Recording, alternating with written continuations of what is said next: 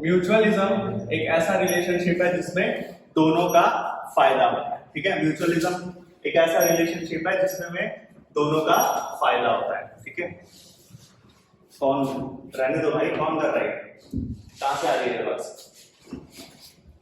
Irritating आवाज है क्या है?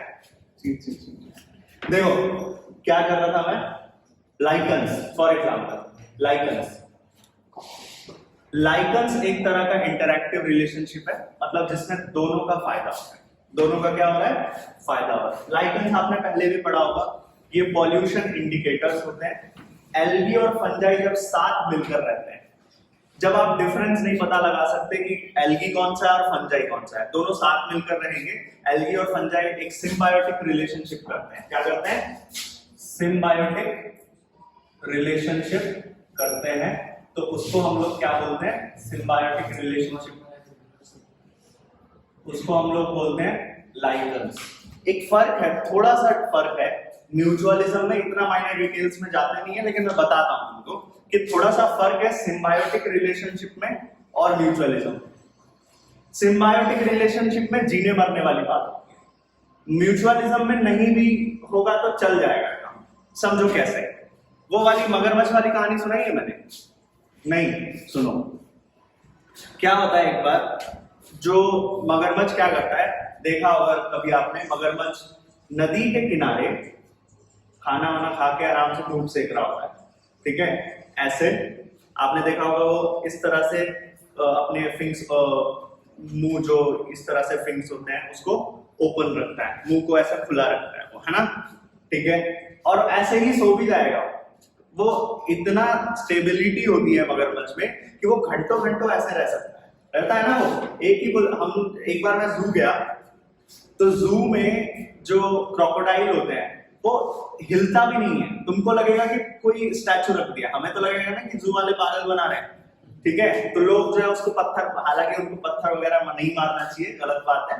ठीक है, तो हमने बोला था सिक्योरिटी गार्ड को थोड़ा सा, ठीक है, चाय पानी देके, ठीक है, सिक्योरिटी गार्ड को बोला कि भाई थोड़ा, उसने फिर वो अंदर गया, उसको तो आदत थी, तो वो उसके अंदर गया, उसके पूंछ थोड़ी सी हिलाई कि हम लोगों को विश्वास हो कि वो नकली नहीं है, पत्थर का नहीं है, वो असली है, क्योंकि वो हिलता ही नहीं है, तो आंखें बंद है उसकी, आपको तो ये लगेगा ना स्टैचू है। उसने जब ऐसे हिला, वो अंदर पानी में चला गया।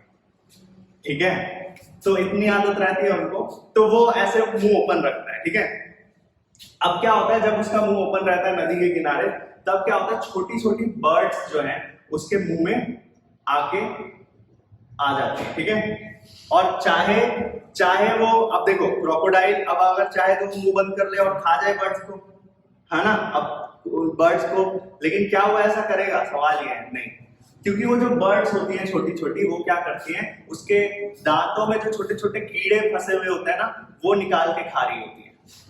ठीक है, अब देखो, this is the story of mutualism. Why this is the story of mutualism? क्योंकि इसमें दोनों का फायदा होता है। ठीक है, क्रोकोडाइल का फायदा क्या हो रहा है? उसका ब्रश हो जा रहा है, क्रोकोडाइल का ब्रश हो जा रहा है, और दूसरा जो पंछी हैं छोटे छोटे, उनको क्या मिल रहा है? खाना मिल रहा है। समझ आया? ये म्यूचुअलिज्म है। क्या मैं इसको सिम्बायोटिक रिलेशनशिप बोल सकता हूं? नहीं, जीने मरने का सवाल तो नहीं है ना, कि भाई अगर ये पंछी क्रोकोडाइल के मुंह में नहीं आएंगे तो खाने को मिलेगा ही नहीं इनको, ऐसा तो नहीं है। बट लाइकन्स क्या सिम्बायोटिक रिलेशनशिप है या म्यूचुअलिज्म है? सिम्बायोटिक रिलेशनशिप है। क्यों?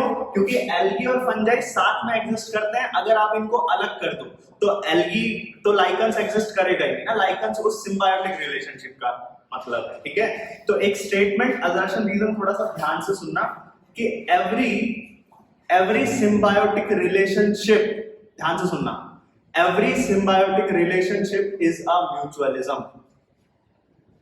बन रहा है सेंस? जा रहा है दिमाग में? पीछे तो नहीं छूटे? Every symbiotic relationship is a mutualism, but every mutualism is not a symbiotic relation. समझ आया कि नहीं आया? हर म्यूचुअलिज्म जरूरी है कि वो सिम्बायोटिक रिलेशनशिप हो, जीने मरने वाली बात हो। जैसे फॉर एग्जांपल वो हमने बात की थी, वो पंछी और क्रोकोडाइल वाली कहानी, क्या उसमें वो जीने मरने की बात है? क्या वो म्यूचुअलिज्म है? हाँ। क्या वो सिम्बायोटिक रिलेशनशिप है? नहीं। क्या ये सिम्बायोटिक रिलेशनशिप है? हाँ। क्या ये म्यूचुअलिज्म है? हाँ। It is a symbiotic relationship but also a type of mutualism. समझ आया कि नहीं आया? जैसे for example mycorrhiza, mycorrhiza is the अच्छा, इसमें दोनों को फायदा क्या हो रहा है? एल्गी फोटोसिंथेसिस कर सकता है, खाना बना देता है। फंजाई क्या करता है? रहने की जगह देता है। समझ आया? तो फंजाई शेल्टर दे रहा है, रहने की जगह दे रहा है, और एल्गी फोटोसिंथेसिस कर रहा है। तो यहाँ पर नाम भी बोल देते हैं, अगर याद रखना चाहो। एल्गी को हम लोग फाइकोबायोन्ट बोलते हैं और फंजाई को हम लोग माइकोबायोन्ट बोलते हैं, ठीक है? और they are pollution indicators, lichens are pollution indicators, क्योंकि ये उन्हीं जगहों पर पाए जाते हैं जहां पर पॉल्यूशन बिल्कुल ना के बराबर होता है। तो कहीं कभी पहाड़ों में चले जाओ तुम, मनाली में शुद्ध हवा लेने के लिए, ठीक है, जो भी माल वहां मिलता है समझ आया? तो वो लेने जब कभी जाओ, और प्योर ऑक्सीजन, ठीक है, तब आपको वहां मिल सकते हैं लाइकन्स। क्या मिल सकते हैं वहां पे? लाइकन्स मिल सकते हैं। क्यों? क्योंकि वहां एग्जिस्ट करते हैं वो, ठीक है, वहां लाइकन्स मिल जाएंगे आपको। माइकोराइजा, माइकोराइजा में क्या कहता है कि फंजाई और roots of higher plants, fungi और रूट्स ऑफ हायर प्लांट्स। भाई रूट्स ऑफ हायर प्लांट्स क्या देते होंगे? शेल्टर। और फंजाई क्या करता है इन रिटर्न? आपने सुना होगा एब्जॉर्प्शन ऑफ फास्फोरस। रूट्स को क्या एब्जॉर्ब करके देता है सॉइल से?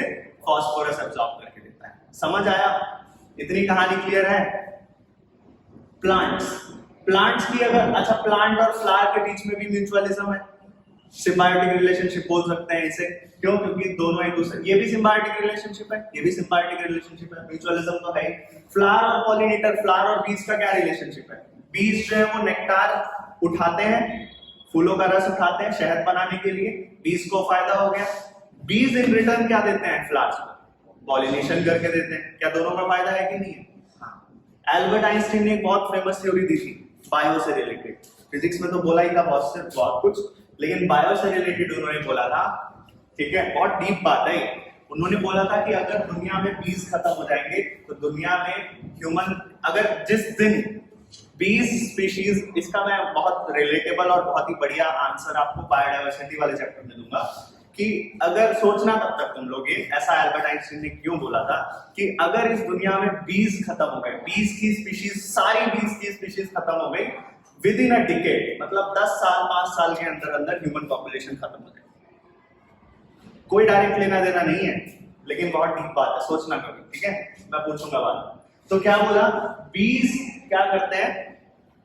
बीज क्या करते हैं? पॉलिनेशन करते हैं। बीज क्या करते हैं? पॉलिनेशन करते हैं। किसका? फ्लावर्स का। और फ्लावर्स क्या देते हैं बीज को? नेक्टार देते हैं। दोनों का काम चल रहा है सिम्बायोटिक रिलेशनशिप, म्यूचुअलिज्म। एक और एग्जांपल है फिग और वास्प का। फिग क्या होता है? आपने खाया होगा, अंजीर खाया होगा, ऐसे ड्राई फ्रूट की तरह भी मिलता है, माला जैसे मिलती है ना? देख खाया है, ये गोल गोल से होते हैं अंजीर, है ना, ड्राई फ्रूट। तो फिग का जो फ्रूट होता है जनरली उसमें कीड़े होते हैं, ठीक है। फिग का वैसे फ्रूट नहीं खाना चाहिए क्योंकि उसमें कीड़े होते हैं बहुत भर के। क्यों? और वास्प जो होता है वो कीड़ा, एक्चुअल जो कीड़ा है वो क्या है? वास्प है। कीड़ा जो इंसेक्ट का नाम है वो क्या है? वास्प है। वास्प क्या करता है? वास्प क्या करता है उस फिग के फ्लावर के लिए? पॉलिनेशन। वास्प क्या करता होगा उस फिग के फ्लावर के लिए? पॉलिनेशन, है ना। इन रिटर्न वास्प को क्या मिलता है? उस फ्लावर की ओवरी में, उस तब तो ओपन रहता है ना, तो फ्लावर की ओवरी में बहुत सुटेबल जगह मिलती है कि वो अंडे वहां पर अपने छोड़ सके। तो अपने एग्स को वो छोड़ देता है जहां पर न्यूट्रिशन भी मिलती है उसके ओवरी में। तो अपने अंडे जो है वो वास्प अपने अंडे कहाँ छोड़ जाता है? पॉलिनेशन करते करते अपने अंडे कहाँ छोड़ जाता है? उसके इन्फ्लोरेसेंस में, उसके ओवरी में। वही ओवरी जब डेवलप होता है, तो ओवरी आपको पता है डेवलप हो जाता है फ्रूट में। ओवरी किस में डेवलप हो जाता है? फ्रूट में। और जब ओवरी डेवलप हो जाता है फ्रूट में, ध्यान से सुनना, तो उस फ्रूट के अंदर जो एग्स थे वो तो डेवलप हो जाएंगे, वो तो ग्रो कर जाएंगे। और जब वो फ्रूट ग्रो कर जाएगा, साथ के साथ अंदर के अंडे भी ग्रो कर जाएंगे, और वो अंडे इंसेक्ट्स में डेवलप हो जाएंगे, वास्प में डेवलप होने लग जाएंगे, धीरे धीरे डेवलप होके। तो इसी वजह से फिग का जो फ्रूट होता है उसमें नेचुरली आपको कीड़े मिलेंगे। समझ आया कि नहीं आया? तो यही है फिग और वास्प का रिलेशनशिप। क्या होता है कभी कभी, एक कॉन्सेप्ट है चीटर्स का। मैंने बोला बीज और जो, ये बहुत इंटरेस्टिंग कहानी है, ध्यान से सुनो। क्या होता है, बीज और फ्लावर्स के बीच का रिलेशन क्या है? बीज जो है वो क्या करते हैं? पॉलिनेशन। बीज क्या करके देते हैं? पॉलिनेशन। और फ्लावर क्या देता है? बीज क्या करते हैं? पॉलिनेशन। फ्लावर क्या देता है? नेक्टार। कभी कभी ऐसा होता है बीज थोड़े से चालाकी करते हैं। क्यों? क्योंकि बीज जाते हैं किसी फ्लावर के पास, ठीक है, बीज, अरे पॉलिनेशन कैसे करते होंगे बीज? एक किसी फ्लावर पे गए, ठीक है, वहां पे उनकी लेग्स पे क्या लग गए होंगे? पॉलन ग्रेन लग गए। किसी दूसरे फ्लावर पे जब जाएंगे तो वो पॉलन ग्रेन छोड़ जाएंगे वहां पे स्टिग्मा पे, तो इस तरह से पॉलिनेशन हो जाएगा। लेकिन अब हुआ क्या, ये बीज गए किसी फ्लावर के पास, नेक्टार उठाया, पॉलन ग्रेन लग गए, लेकिन ये चले गए अपने छत्ते पर।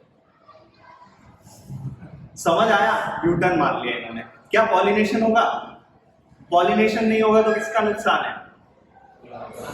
फ्लावर्स का तो नुकसान है ही। इवेंचुअली किसका नुकसान है? बीज का भी नुकसान है। फ्लावर नहीं होंगे तो बीज भी तो मरेंगे। समझ आया? तो इस चीज को, अच्छा, इस केस में बीज को हम क्या बोल सकते हैं? चीटर्स। क्यों? नेक्टार ले गया लेकिन पॉलिनेशन नहीं किया। समझ आया? ये बोलते हैं, एक्चुअल में एनसीईआरटी में लिखा है, ठीक है, नेक्टार ले गया लेकिन पॉलिनेशन नहीं किया। अब देखो नेचर इतना आसान, बहुत कॉम्प्लेक्स है नेचर। समझ आया? नेचर जितना सिंपल दिखता है ना तुमको उतना है नहीं। कितने दिन से ऑर्गेनिज्म पॉपुलेशन की क्लास में समझ तो आ रहा होगा। अब सुनो, देखो फ्लावर्स भी इतने आसान नहीं है, बोले ऐसे नहीं छोड़ेंगे फ्लावर। अब ये कहानी सुनना कितनी मजेदार है। फ्लावर एक एग्जांपल है मेडिटेरेनियन ऑफरीज। एक फ्लावर होता है ऑर्किड ऑफरीज का, ध्यान से सुनना। मेडिटेरेनियन फ्लावर होता है एक ऑर्किड, मेडिटेरेनियन ऑर्किड फ्लावर, ऑफरीज नाम है जिसका। वो अपने एक पेटल को, ध्यान से सुनना, वो अपने एक पेटल, पेटल समझते हो, उसकी एक पंखुड़ी, उस पंखुड़ी को उसने इवॉल्व किया। इवोल्यूशन, हर चीज के पीछे रीजन क्या है? इवोल्यूशन। उसने अपनी पंखुड़ी को इस तरह से इवॉल्व किया कि now it's looks similar morphologically, size, shape, colour marking, pattern, सब चीज में ये बिल्कुल सेम दिखता है पेटल टू द फीमेल बम्बल बीज। सोचो थोड़ा सा इस बारे में, क्या बोला मैंने? नहीं समझ आया? कुछ कुछ को नहीं समझ आया होगा, कुछ कुछ को आना चाहिए। देखो जो फीमेल, जो फ्लावर है, फ्लावर के जो पेटल्स हैं, फ्लावर का एक पेटल उस मेडिटेरेनियन, देखो कितना तगड़ा इसने इवोल्यूशन किया है कि फ्लावर का एक पेटल बिल्कुल सिमिलर दिखेगा किससे? फीमेल बीज की तरह, फीमेल बम्बल बीज की तरह। मेल बीज को क्या लगेगा? आप समझ आया? मेल बीज को क्या लगेगा कि वो जो फ्लावर का जो पेटल है, मेल बीज को क्या लगेगा कि वो जो फ्लावर, पहले वो पॉलिनेशन करके नहीं जाता था ना, आप देखो अट्रैक्ट करने के लिए उसने क्या किया है। मेल बीज को क्या लगेगा कि ये जो फ्लावर का पेटल है वो क्या है? फीमेल भी है कि नहीं है? मेडिटेरेनियन फ्लावर, ठीक है। और मेल भी क्या करेगा?